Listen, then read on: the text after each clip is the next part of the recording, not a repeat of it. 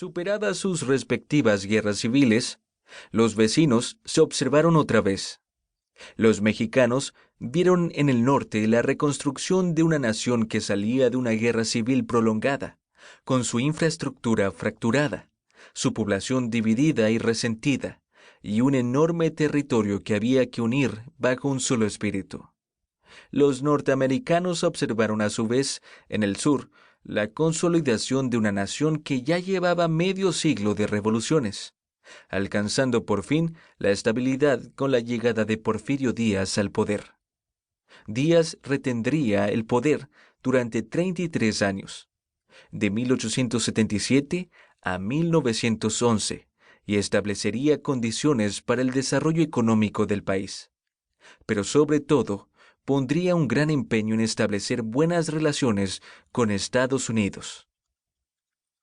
A finales del siglo XIX y principios del siglo XX no había muros, ni vallas, ni siquiera señales, a excepción de los obeliscos de piedra colocados en 1851. Estados Unidos no impedía el paso de los mexicanos que cruzaban a pie, ni llevaba registro de las entradas y salidas de personas. Los mexicanos podían cruzar la frontera libremente sin que nadie los detuviera. Lo mismo en la dirección contraria. Grandes secciones de la frontera, tanto del lado mexicano como del norteamericano, atravesaban periodos de grave desatención política y económica, lo cual, sumado a su aislamiento geográfico y debilidad demográfica, las convirtió en un territorio privilegiado para la acción de bandoleros, robo de ganado, contrabando de mercancías y en general actividades que contribuyeron a crear una imagen de la zona como tierra de nadie, una zona de conflictos y violencia. Meade, 1988. Cuando Porfirio Díaz se convirtió en presidente de México, Estados Unidos presentó varias reclamaciones contra la inacción del gobierno mexicano en el cuidado de la frontera, específicamente por las incursiones y saqueos de apaches y comanches en el lado norteamericano.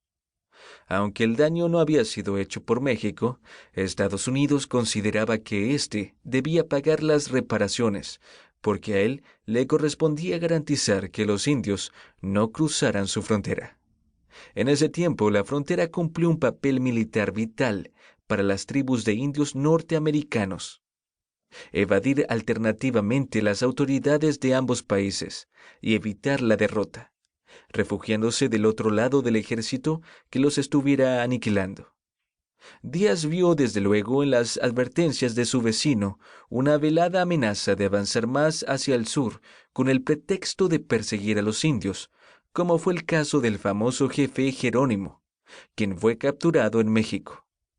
Díaz autorizó y supo de despiadadas masacres de indios, deportaciones masivas de pueblos indios, especialmente yaqui, y brindó plena cooperación a Estados Unidos para el exterminio de los dueños originales de la tierra, las tribus a quienes no podían importarles menos los tratados de límites entre ambos países.